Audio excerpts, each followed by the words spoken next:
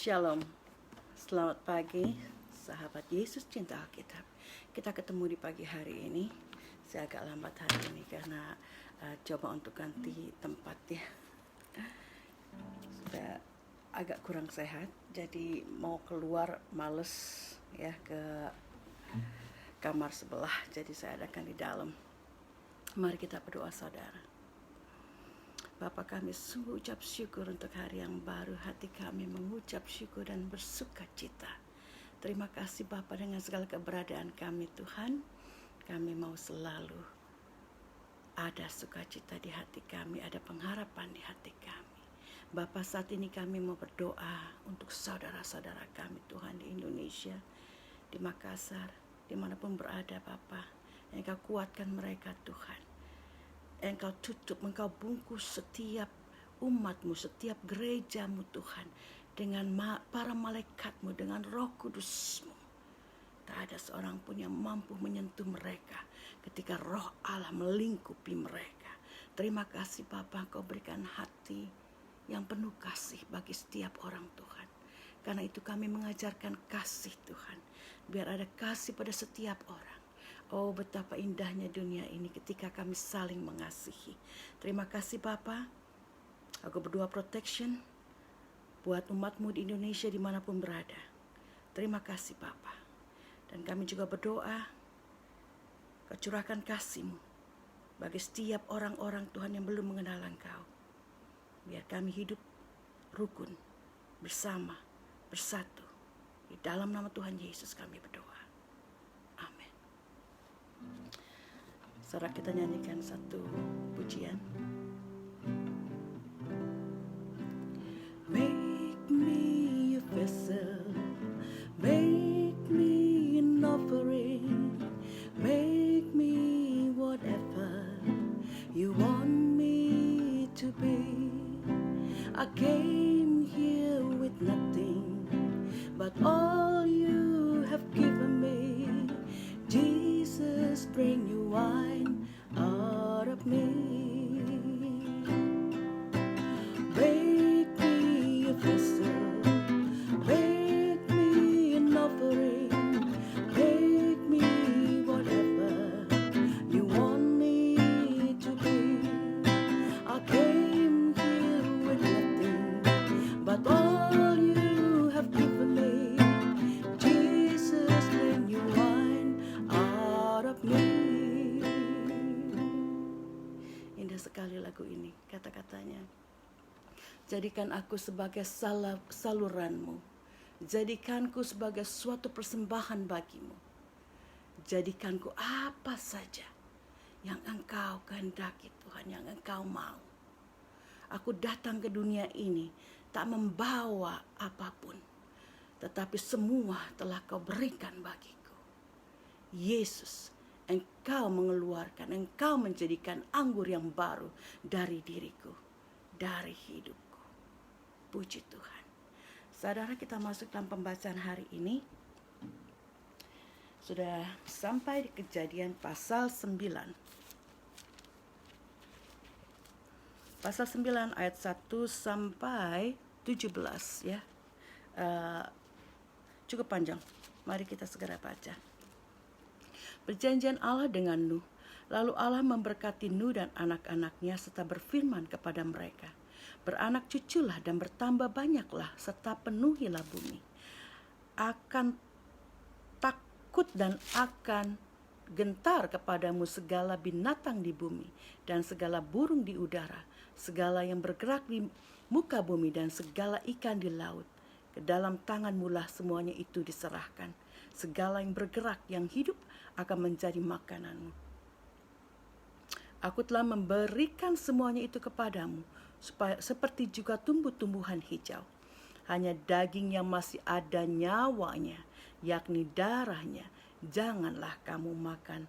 Tetapi mengenai darah kamu, yakni nyawa kamu, aku akan menuntut balasnya. Dari segala binatang aku akan menuntutnya. Dan dari setiap manusia aku akan menuntut nyawa sesama manusia. Siapa yang menumpahkan darah manusia, darahnya akan tertumpah. oleh manusia, sebab Allah membuat manusia itu menurut gambarnya sendiri. Dan kamu beranak cuculah dan bertambah banyak, sehingga tak terbilang jumlahmu di atas bumi. Bertambah banyaklah di atasnya. Berfirmanlah Allah kepada Nuh dan kepada anak-anaknya yang bersama-sama dengan dia.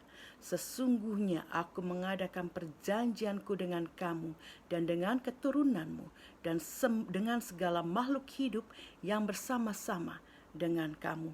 Burung-burung, ternak dan binatang-binatang liar di bumi yang bersama-sama dengan kamu, segala yang keluar dari bahtera itu, segala binatang di bumi. Maka kuadakan perjanjianku dengan kamu, bahwa sejak ini tidak ada yang hidup yang akan dilenyapkan oleh air bah lagi, dan tidak akan ada lagi air bah untuk memusnahkan bumi. Dan Allah berfirman, inilah tanda perjanjian yang kuadakan antara aku dan kamu, serta segala makhluk yang hidup yang bersama-sama dengan kamu, turun-temurun untuk selama-lamanya. Busur kutaruh di atas awan, supaya itu menjadi tanda perjanjian antara aku dan bumi. Apabila kemudian kudatangkan awan di atas bumi dan busur itu tampak di awan, maka aku akan mengingat perjanjianku yang telah ada antara aku dan kamu, serta segala makhluk yang hidup, segala yang bernyawa, sehingga segenap air tidak lagi menjadi air bah untuk memusnahkan segala yang hidup. Jika busur itu ada di awan, maka aku akan melihatnya, sehingga aku mengingat perjanjianku yang kekal antara Allah dan segala makhluk yang hidup, segala makhluk yang ada di bumi. Berfirmanlah Allah kepada Nuh, inilah tanda perjanjian yang kuadakan antara aku dan segala makhluk yang ada di bumi. Demikian firman Tuhan.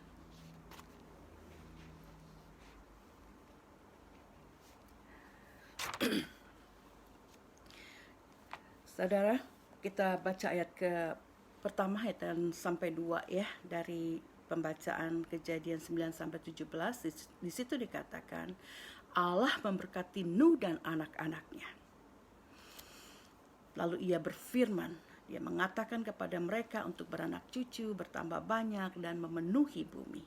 Perkataan ini juga pernah Allah katakan pada Adam di dalam Kejadian 1 ayat 28 ya, tentang hal beranak pinak, bertambah banyak dan memenuhi bumi. Mari kita lihat Kejadian 1 ayat 8.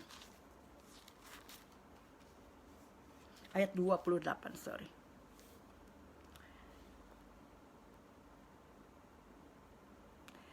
Allah memberkati mereka, lalu Allah berfirman kepada mereka, beranak cuculah dan bertambah banyak, penuhilah bumi dan taklukkanlah itu.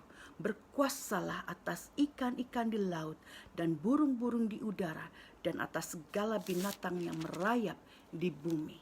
Nah, itu firman Tuhan kepada Adam dari Kejadian 1 ayat 28, sama dengan apa yang dikatakan kepada Nuh pada pasal 9 ayat 1 dan 2, yaitu untuk beranak cucu, bertambah banyak dan memenuhi bumi, dan juga berkuasa atas segala hewan-hewan dan ciptaan yang lain. Allah mengatakan ini ya, yang di pasal 1 ayat 28, Kejadian pasal 1 ayat 28 kepada Adam, itu sebelum manusia jatuh ke dalam dosa. Jadi manusia atau Adam ada kuasa juga untuk menaklukkan ciptaan yang lain, seperti yang Allah juga katakan kepada Nuh. Tetapi dalam zaman Nuh ini, saudara, ketika manusia sudah jatuh ke dalam dosa, berkat atau blessing Allah katakan di sini sedikit berbeda dengan kata blessing yang dalam bahasa Inggris blessing ya, atau berkat yang pertama kali Allah ucapkan atau katakan kepada Adam. Juga kekuasaan, ada kuasa juga yang sedikit bergeser ya. Kuasa manusia yang pertama dengan kuasa yang diberikan kepada Nuh sudah mulai bergeser. Manusia dikasih setelah jatuh dalam dosa masih mempunyai kuasa. kuasa atas ciptaan-ciptaan yang lain. Tapi karena adanya dosa, jadi harmonisasi antara manusia dan hewan ini bergeser, saudara. Jadi pada waktu Nuh itu ada rasa takut dikatakan tadi. Pada binatang-binatang terhadap manusia. Ada rasa ketakutan pada binatang kepada manusia. Dan binatang-binatang pun mereka dapat menyerang manusia. Tidak seperti pada waktu Adam ya, saya bisa bayangkan waktu dia hidup di Taman Eden dengan segala macam binatang, juga dengan binatang-binatang buas, mereka hidup harmoni, mereka hidup rukun. Ya, saya bisa bayangkan kalau binatang itu sudah mempunyai attitude atau karakter seperti pada zaman Nuh yang mereka menjadi liar, saya percaya mereka akan menyerang Adam, mereka makan, ya, memakan daging. Sama seperti manusia juga setelah zaman Nuh, makanan manusia juga berbeda. Ya. Nah, kita lihat juga waktu binatang-binatang ini masuk ke dalam bahtera. Saya percaya ada campur tangan Tuhan. Jadi binatang-binatang ini mereka tidak saling menyerang.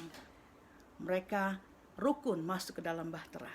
Tapi setelah mereka keluar dari bahtera, mereka menjadi liar lagi, ya.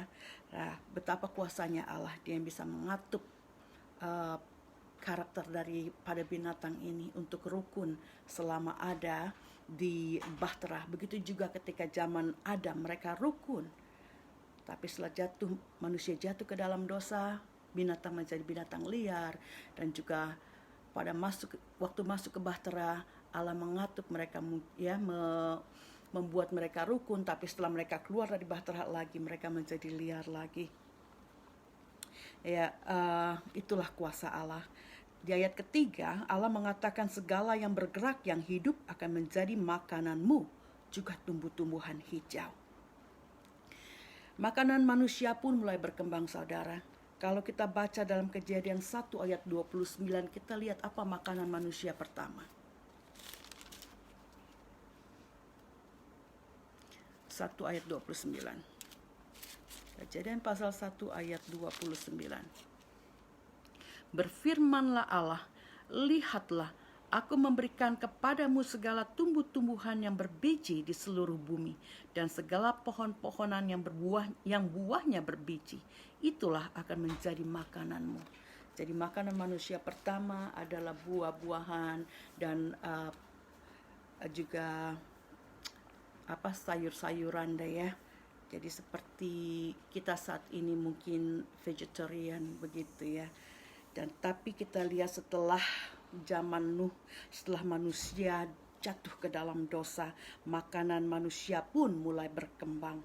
Jadi dari ayat ketiga di pasal 9 dikatakan, makanan manusia bukan lagi tumbuh-tumbuhan yang berbiji dan buah-buahan yang berbiji, tapi sekarang di zaman Nuh diperbolehkan memakan every living creatures, binatang-binatang yang bergerak di laut, di darat, dan di udara boleh dimakan yang halal sebagai sumber makanan Nuh dan keturunannya. Jadi makanan juga berbeda sudah dari zaman Adam ke zaman Nuh. Ayat keempat, cuma daging yang masih ada darahnya Allah menambahkan tidak boleh dimakan. Apa maksudnya daging yang ada darahnya? Dalam Alkitab bahasa Inggris lebih ditegaskan, yaitu ya, mereka dikatakan dalam bahasa Inggris jangan makan darah dari hewan. Jadi tidak boleh makan darah. Ayat kelima, tetapi beda dengan manusia, darah manusia sangat berharga di mata Allah. Darah di sini berarti kehidupan atau nyawa, saudara. Jadi Allah mengatakan kalau ada manusia yang membunuh manusia lain, Allah akan memperhitungkan itu. Karena darah manusia itu sangat berharga. Karena darah manusia itu berarti nyawa, ya. Karena tanpa darah manusia tidak bisa hidup. Suatu janji Allah di sini ya. Jika ada binatang yang membunuh manusia, dikatakan tadi, binatang yang membunuh manusia itu harus dibunuh juga. Tapi kalau manusia ada yang membunuh manusia lain, Allah katakan ada pembalasan. Ada pembalasan. Ayat ke-6, siapa yang menumpahkan darah manusia, darahnya pun akan tertumpah oleh manusia. Berarti ada hukuman yang setimpal untuk seorang pembunuh. Allah mengatakan bahwa ia menciptakan manusia menurut gambar dan rupanya. Jadi ketika ada orang yang membunuh atau mengambil kehidupan orang lain yang adalah ciptaan Allah, itu menjadi suatu pelanggaran yang sangat besar di mata Allah. Suatu kesedihan yang luar biasa buat Allah. Ayat ke-7, Allah mengatakan lagi kepada Nuh dan anak-anaknya untuk beranak cucu dan bertambah banyak dan penuhi bumi. Multiplication atau berkembang biak adalah satu keinginan, satu kesakralan dalam rencana Allah tentang reproduksi manusia. Allah mempunyai rencana yang baik bagi manusia. Ayat 8-11 Allah berfirman kepada Nuh dan kepada anak-anaknya yang bersama-sama dengan Nuh tentang perjanjian antara Allah dengan keturunan Nuh, ya, dengan segala semua binatang yang keluar dari bahtera, ya, dengan semua mereka saat itu, bahwa Allah sejak saat itu tidak akan lagi melenyapkan segala sesuatu yang ada di bumi. Ya, tidak akan lagi melenyapkan segala sesuatu yang di bumi dengan air bah. Itu janji Allah. Di ayat ke-8-11 kita baca. Sebelumnya Allah telah mengatakan janji ini, saudara, kepada dirinya ketika ia mencium bau harum dari korban bakaran atau persembahan dari Nuh. Ketika Nuh keluar dari bahtera, itu ada di Kejadian 8 ayat 21. Sama Allah mengatakan, dia berjanji pada saat itu kepada dirinya sendiri, mengatakan kepada dirinya sendiri, aku tidak akan lagi memusnahkan bumi dengan air bah. Itu janji Allah di Kejadian 8 ayat 11. Tapi hanya di dalam pikirannya, dia mengatakan kepada dirinya sendiri. Tapi di ayat ke-9 di sini, dia mengatakannya langsung kepada Nuh, kepada anak-anaknya, dan kepada binatang-binatang semua yang di situ. Dia katakan janji ini. Jadi ada saksi Nuh dan keturunannya. Ya, pada ayat ke-11 di ayat 8 Allah mengatakannya langsung kepada Nuh dan anak-anaknya. Ayat ke-12 Allah mengatakan, inilah tanda perjanjian yang ia adakan dengan Nuh dan segala makhluk yang hidup yang bersama-sama dengan Nuh waktu itu untuk turun-temurun dan selama-lamanya. Janji itu, yaitu di ayat ke-13, dalam bahasa Indonesia dikatakan busur. Tadi kita baca ya, saya juga pas baca bahasa Indonesia kok busur ya. Apa bahasa Indonesia ada arti yang lain juga, saya nggak tahu. Saya punya cuma satu bahasa Indonesia. Kalau ada lain lagi saya mau lihat juga apakah benar pelangi dalam bahasa Inggris the rainbow ya, tapi di Indonesia kok busur ya, kurang jelas. Jadi pas saya baca di Inggris itu rainbow, pelangi, itu akan lebih jelas maksudnya. Jadi janji Allah di ayat ke-13 bahwa ia akan membuat pelangi di awan dan itu akan menjadi tanda perjanjian antara Allah dan bumi. Ayat ke-14, ketika aku mendatangkan awan, Allah mendatangkan awan ke atas bumi, maka pelangi itu akan terlihat di awan. Jadi itu janji Allah di ayat 13 dan 14. Ayat 15 dikatakan ketika hal itu terjadi, yaitu munculnya pelangi di langit atau di awan, maka Allah akan mengingat perjanjiannya yang sudah Allah buat dengan Nuh dan segala makhluk hidup yang lain, bahwa air tidak akan pernah lagi menjadi air bah untuk melenyapkan, untuk memusnahkan segala yang hidup di bumi. Ayat ke-17 Allah menegaskan lagi tanda perjanjiannya dengan Nuh dan dengan segala makhluk yang ada di bumi. Ketika sebentar kita baca ayat ke-17. Berfirmanlah Allah kepada Nuh, inilah tanda perjanjian yang kuadakan antara aku dan segala makhluk yang ada di bumi. Ya, untuk menegaskan kembali perjanjiannya antara Allah dengan segala sesuatu yang hidup di bumi. Dan dia melakukannya atau mengatakannya langsung kepada Nuh dan keturunannya saat itu.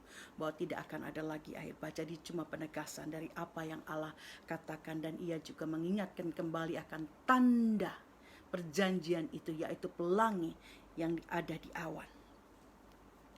Jadi kita lihat di sini saudara, perjanjian Allah dengan Nuh dan segala makhluk ya disertai dengan tanda, yaitu dengan hadirnya pelangi. Pelangi terjadi karena pembiasan cahaya. Cahaya matahari yang melewati sebuah tetes hujan akan dibiaskan ketika sinar matahari ini melewati tetes hujan atau uap air di udara. Ya, kita lihat sedikit dari ilmu pengetahuan ya.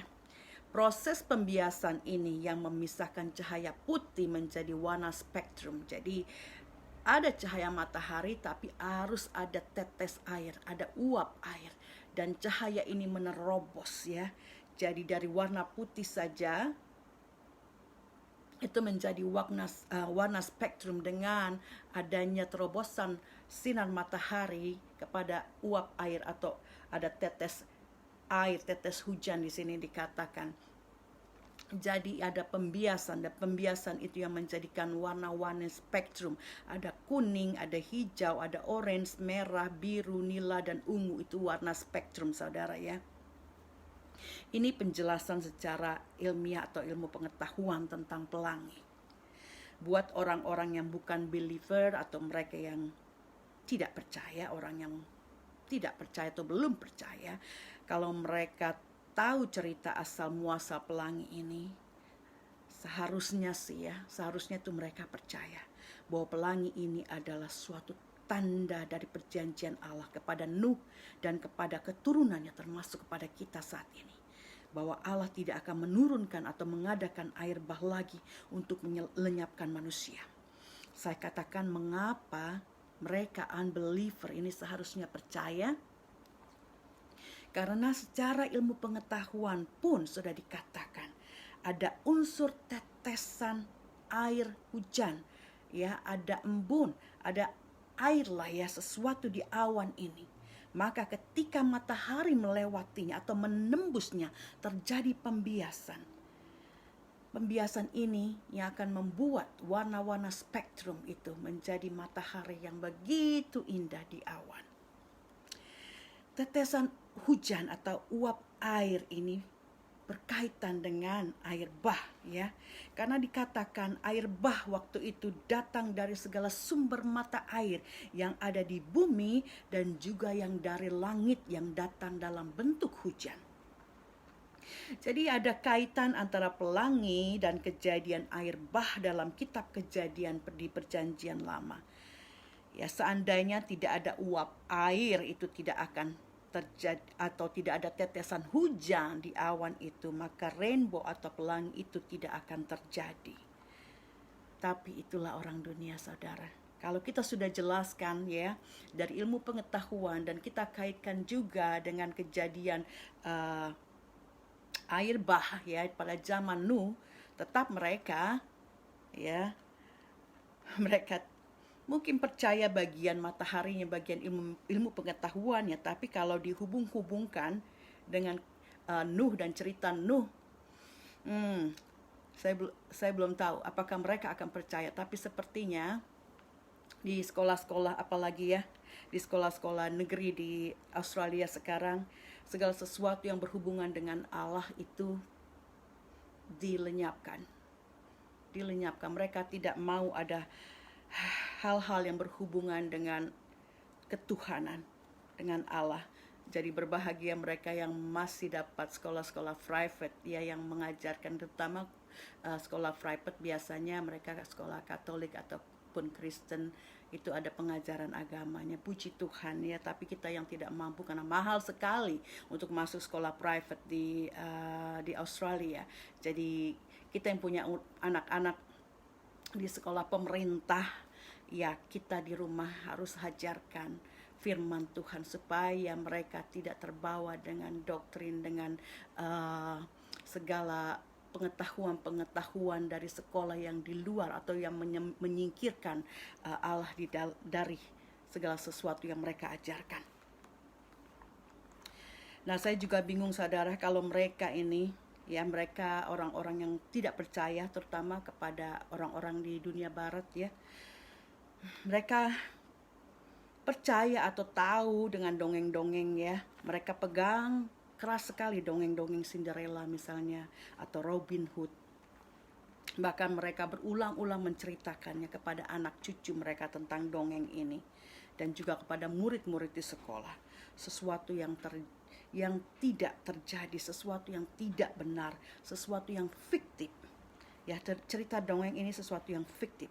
Mereka terima hal ini dengan lapang dada. Dan mereka menceritakannya berulang-ulang kepada keturunan mereka, kepada murid-murid mereka. Tetapi sesuatu yang ada unsur kebenarannya, mereka tidak mau terima. Mereka tidak mau terima karena ada unsur Allah atau God di dalamnya. Saya juga ya ada kebingungan ini, bukan bingung gimana ya. Ada ya gimana orang-orang ini ya, mereka hatinya keras sekali dengan orang-orang yang tidak percaya ini saudara. Mereka tidak percaya sesuatu yang baik dari Allah. Tetapi kalau ada yang tidak baik terjadi dalam hidup mereka, mereka menyalahkan Allah. Ya, seperti saya sudah katakan dalam pembacaan atau perenungan yang minggu lalu ya, tentang ada seorang anak yang meninggal karena leukemia, dan mereka bukan orang believer dan mereka menyalahkan Allah. Kalau saya pikir kalau mereka dari awal percaya Tuhan ya, dan ada sesuatu yang buruk terjadi, respon mereka akan beda. Tidak ngumpat-ngumpat, tidak salah-salahkan Allah. Respon mereka akan berbeda. Mungkin kejadiannya akan sama. Anak ini tetap meninggal, tapi respon mereka akan berbeda dengan mereka yang tidak sama sekali mengenal Allah atau tidak mau mengenal Allah. Saudara, ada satu kesaksian. Saya punya teman. Nah, teman ini temannya lagi ya, dia punya anak yang kena kanker otak. Ya, anaknya masih 3 tahun, anaknya lucu. Nah, terus saya bilang sama teman saya, can I pray for the little boy? Terusnya dia bilang, coba saya tanya ini ya sama mereka. Saya bilang, gimana? Mereka mau didoakan gak anaknya? Oh no, they don't believe it. Ya, kata dia bilang gitu. Dan mereka tidak mau didoakan, dan mereka mencari cara mereka sendiri ya. Mereka mencari surgeon yang terbaik di Australia ya. Kita tahu ada surgeon otak yang terbaik yang ada di Sydney atau Melbourne gitu ya. Mereka kontak dengan mereka, itu akan mengeluarkan biaya $200,000. Juga mamanya Google terus cari apakah penyakit ini bisa disembuhkan, apakah penyakit ini bisa dioperasi, kanker ini bisa dihilangkan, segala macam, googling segala macam. Oh saudara, orang ini, ibu dari anak ini lebih muda dari saya, tapi kalau kita lihat penampilannya dia akan lebih tua. Umurnya mungkin hampir setengah saya, tapi karena stres yang dia punya ya, itulah dia cari-cari jalannya sendiri, googling sono, googling sini, calling every surgeon in the world gitu ya, karena mereka punya duit, mereka mampu untuk bayar ratusan ribu kalau maupun anaknya dioperasi. Tetapi juga untuk neneknya, kakeknya, mereka pun jadi stres. Ini bertiga, nenek, kakek, sama mamanya jadi stres karena anaknya yang sakit. Nah, beda saudara ya dengan kita. Kalau kita percaya Tuhan, apapun yang terjadi dalam kehidupan kita, Kita percaya ada maksud Allah di dalamnya. Dan kita sekali lagi tahu bahwa segala kematian, segala hal-hal yang buruk itu intervensi daripada iblis. Ya. Dan kita yang percaya, kalaupun itu sesuatu terjadi kepada kita, Allah punya rencana lain. Tapi berbeda dengan orang-orang yang tidak percaya. Mereka menjadi stres, mereka menjadi geram, kemarahan mereka, stres mereka membuat hidup mereka menjadi tidak sejahtera.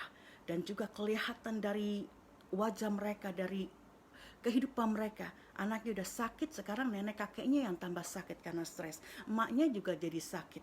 Nah saudara, beda sekali dengan orang kalau mereka dari awal sudah terima Tuhan. Saya bilang kepada teman saya, itu nonsen, mereka nggak percaya, nggak akan ada miracle of healing gitu ya, kesembuhan itu. Apalagi penyakit ini kanker otak ya. Kalau udah kanker otak itu paling few years lah. Mereka dokter juga bilang kepada anak ini mungkin beberapa tahun saja anak ini akan hidup. Tapi mereka tidak terbuka untuk didoakan. Saya tetap mendoakan dari rumah, dari sini. Tapi kalau mereka sendiri tidak menerima itu, jadi doa itu cuma melayang-layang di udara ya. Kita doakan, kita berikan, mereka tidak mau terima. Jadi tidak terjadi, tidak jadi hambar. Kita percaya, setiap kita orang percaya punya kuasa di dalam setiap perkataan kita, dalam setiap doa kita. Nah itu saudara, jadi saya juga bilang ke dia, kenapa sekarang kalian menyalahkan Allah? Kalian tidak kenal Allah. Ya, tidak mau menerima kebaikan Dia, tidak mau tahu kalau Allah itu baik. Tapi ketika sesuatu yang jahat, yang tidak baik itu terjadi, kalian menyalahkan Allah. Ya, biar Tuhan saja yang menjamah orang-orang ini, yang memberikan hikmat kepada mereka. Kita teruskan saudara. Hal lain yang saya mau bahas dari perikop hari ini adalah tentang darah. Dikatakan di ayat 4, jangan memakan binatang dengan darahnya. Allah mau Nuh dan keturunannya untuk menguras darah dari hewan sebelum mereka memasak dan memakannya. Di dalam Alkitab di Imamat 7 ayat 26 sampai 27. Imamat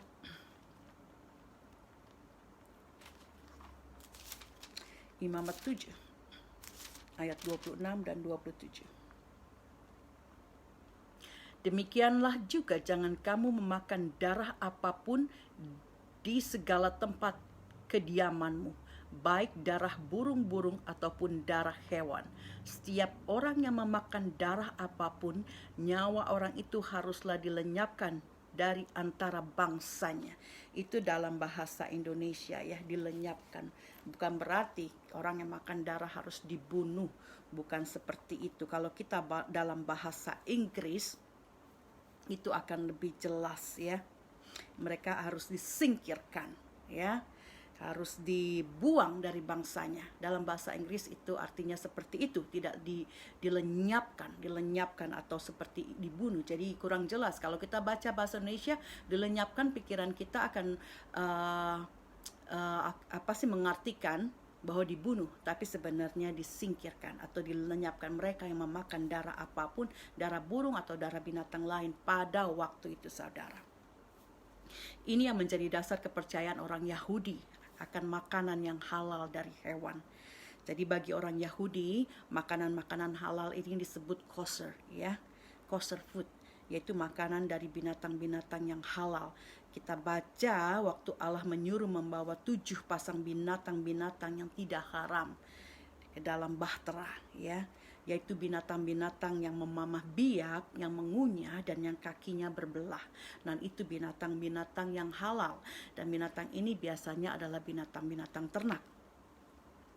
Ditambahkan ketika memotong binatang ini haruslah dipotong lehernya ya. Potong lehernya sehingga darahnya bisa terkuras habis. Nah itu kepercayaan orang-orang Yahudi. Dan sama ya, hampir sama dengan kepercayaan orang Muslim tentang makanan halal.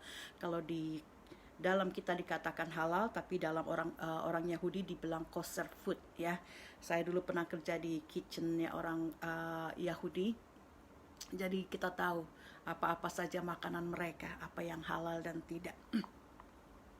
Jadi orang-orang Kristen keturunan Yahudi melakukan peraturan ini, saudara. Dan orang-orang Kristen yang bukan Yahudi atau tidak dari keturunan Yahudi pada waktu itu, untuk menghormati saudara-saudara mereka, yaitu orang-orang Kristen Yahudi, mereka pun berusaha untuk tidak memakan darah, untuk menghormati saudara-saudara mereka, orang-orang Kristen Yahudi.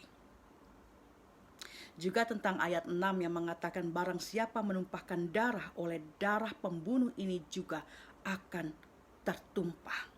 Ini dalam perjanjian lama. Ini bukan berarti balas dendam, saudara. Ini hukum, ya. Orang bilang hukum karma, ya. Apa yang di dalam bahasa Inggris dikatakan what goes around comes around. What goes around comes around. Atau dalam bahasa kita Indonesia dikatakan hukum karma, ya. Tapi kita sebagai orang Kristen, kita percaya di dalam perjanjian baru Tuhan Yesus menggenapi semua hukum Taurat dengan hukum kasih.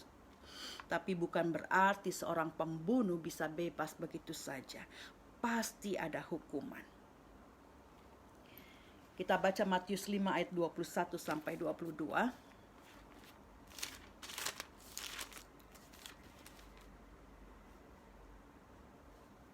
Matius 5 ayat 21 sampai 22. Kamu telah mendengar yang difirmankan kepada nenek moyang kita, jangan membunuh. Siapa yang membunuh harus dihukum. Betul, jadi sama seperti dalam perjanjian lama, yang membunuh harus dihukum. Tetapi aku berkata kepadamu, setiap orang yang marah terhadap saudaranya harus dihukum. Ada sesuatu lagi di dalam perjanjian baru, bukan cuma membunuh, marah saja pun ada hukumannya. Ya, tapi kita lihat di sini, dihukum itu bukan berarti kita yang balas dendam. Kamu misalnya, ini yang terjadi pada waktu ini atau juga waktu lalu, ya, banyak sekali orang membunuh saudaranya, maka nggak akan pernah berakhir. Ada satu tribe, satu suku, nah suku ini membunuh seseorang dari suku yang satu, dan dia akan membunuh lagi. Jadi itu terus menerus, ya. Nah, bukan seperti ini yang Allah kendaki. Kalau ada yang membunuh seseorang, dikatakan darah orang itu akan dimintakan dari dia juga. Bukan berarti harus dibunuh lagi orang itu. Mungkin itu terjadi pada perjanjian lama, pada zaman-zaman dahulu, ya, bagi orang-orang yang belum kenal Allah. Tetapi kita yang zaman sekarang itu berarti ada hukuman. Kita tahu, saudara, orang yang membunuh pasti ada hukuman, pasti akan berurusan dengan yang berwajib, pasti ada hukuman penjara dan yang lain-lain. Nah, itu hukuman yang diterima. Dan juga secara spiritual, ya saudara, kalau tidak ada pertobatan, pasti ada hukuman bagi seorang pembunuh. Atau seorang yang marah pun, di Alkitab bahasa perjanjian baru di Matius barusan kita baca, seorang yang marah pun akan dihukum. Ya, jadi harus ada pertobatan. Kalau seorang pembunuh atau mereka yang melakukan kejahatan-kejahatan yang besar, mereka mengaku dosa mereka. Mereka bertobat dan berbalik dari dosa mereka. Saya percaya pengampunan itu. Kita percaya pengampunan itu sudah tersedia. Ada pengampunan untuk mereka. Saudara, Allah mengasihi manusia ciptaannya yang diciptakan sesuai dengan rupa dan gambar Allah. Allah sangat sedih kalau manusia melakukan kejahatan kepada manusia lainnya. Ini baru pasal 9, saudara, dari kitab Kejadian. Masih panjang sekali perjanjian lama, ya. Tapi kita sudah baca berkali-kali Allah memberikan kesempatan kepada manusia untuk hidup, untuk berkembang biak, untuk bertambah banyak. Meskipun banyak dosa yang sudah manusia lakukan, Allah sangat mengasihi kita. Karena itu jangan dukakan hati Bapa kita. Lakukan yang baik, saudara, yang menyenangkan Dia.